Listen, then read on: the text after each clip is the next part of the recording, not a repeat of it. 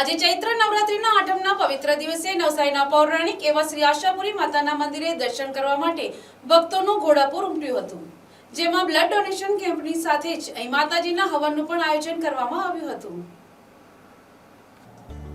સમગ્ર દક્ષિણ ગુજરાતમાં માતાજીના ભક્તોના આસ્થાના પ્રતીક એવા નવસારી ખાતેના 386 વર્ષ જૂના અને ગાયકવાડી શાસનમાં સ્થપાયેલા શ્રી આશાપુરી માતાના મંદિરે આજે ચૈત્ર મહિનાની આઠમના પવિત્ર નોરતે વહેલી સવારથી જ ભક્તોનું ઘોડાપુર ઉમટ્યું હતું। દર વર્ષે ચૈત્ર મહિનાની આઠમના દિવસે અહીં માતાજીના હવનનું આયોજન કરવામાં આવે છે, ત્યારે આ હવનમાં નારિયેળ હોમી અને ભક્તો માતાજીના દર્શન કરી પોતાની બાધા કે માનતા રાખતા હોય છે, જે અચૂક પૂર્ણ થાય છે।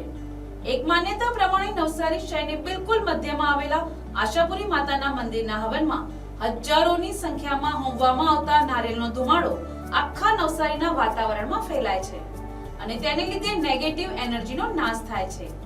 તો બ્લડ ડોનેશન કેમ્પનું પણ આયોજન આશાપુરી મંદિર ટ્રસ્ટ દ્વારા કરવામાં આવ્યું છે, જેમાં અંદાજિત 60 થી વધુ ભક્તો ઉપસ્થિત રહી રક્તદાન કર્યું હતું। જય આશાપુરીમાં, જેનું નામ જ આશાપુરી છે, જે નવસારી વિસ્તારની એક શ્રદ્ધાનું પ્રતીક છે। અમારા જેવા શિક્ષિતો પણ એમને માને છે અને માને છે કે આપણે કોઈ પણ આપણી આશા પૂરી કરવી હોય તો પહેલું આશાપુરી માતાને નમન કરીએ, દર્શન કરીએ। ગાયકવાડી વખતનો પૌરાણિક મંદિર છે।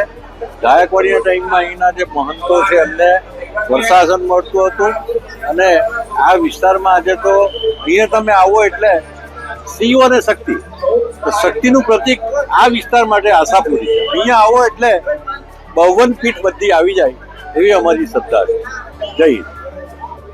આસો ચૈત્ર અને આસોમાં અમે હવનનો પ્રોગ્રામ કરીએ જ છીએ અને લગભગ આખા દિવસ દરમિયાન 25 થી 30 હજાર જેવા શ્રદ્ધાળુઓ આવે છે। અમે વ્યવસ્થિત વ્યવસ્થા કરીએ છીએ અને સાથે સાથે અમે બ્લડ ડોનેશન કેમ્પ પણ રાખીએ છીએ, જેમાં લગભગ 50 થી 60 વ્યક્તિ ડોનર આવે છે અને અમે એને ગિફ્ટ પણ આપીએ છીએ। હલો, આ નવસારીનું સુપ્રખ્યાત મંદિર આશાપુરી મંદિર છે અને અત્યારે ચૈત્રી નવરાત્ર ચાલી રહ્યા છે, તો તેમાં આપણે માતાજીની મૂર્તિ આશાપુરી માતા છે, ગણપતિ દાદા છે, માર્કંડેય છે, એ ત્રણે જણની મૂર્તિ વટ નીચેથી એક સાથે નીકળેલી છે કે તે આપણે ત્યાં બિરાજમાન છે ને આપણે માર્કંડેયજીએ ચંડી પાઠનો પાઠ લાગ્યો, જે માતાજીની સૌથી મોટી સ્તુતિ છે। તે માતાજીને સંભળાવવા આવ્યા ત્યારે ગણપતિ દાદાને કીધું કે તું દીકરા મારી પાસે બેસ ને, આ બામણ હું કે મને જરા સમજાવજો। પછી ચંડી પાઠની સ્તુતિ માર્કંડેયજીએ માતાજીને સંભળાવી, ગણપતિ દાદાએ માતાજીને સમજાવી અને માતાજીએ રાજી થઈને માર્કંડેય ઋષિને બાજુમાં બેસાડેલા છે।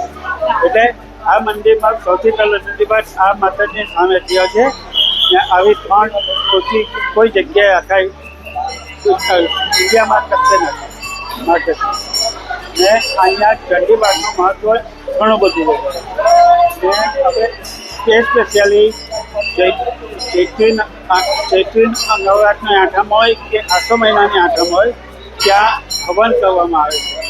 આઠમ ન હોય તે આઠમ એ ચંડી પાઠના પ્રમાણે બધા અસુરોનો નાશ કરીને પછી જ્યારે માતાજીનો વિજય આઠમના દિવસે ખુશીનો દિવસ છે માતાજીનો, એટલા બધા ઉમંગપૂર્વક એ યજ્ઞમાં ભાગ લે છે, પોતાની મનોકામના પૂરી કરવા મનોકામના બોલીને શ્રીફળ હોમે છે અને બધાની આશાઓ પૂરી થાય છે। Bureau report NTC news Navsari.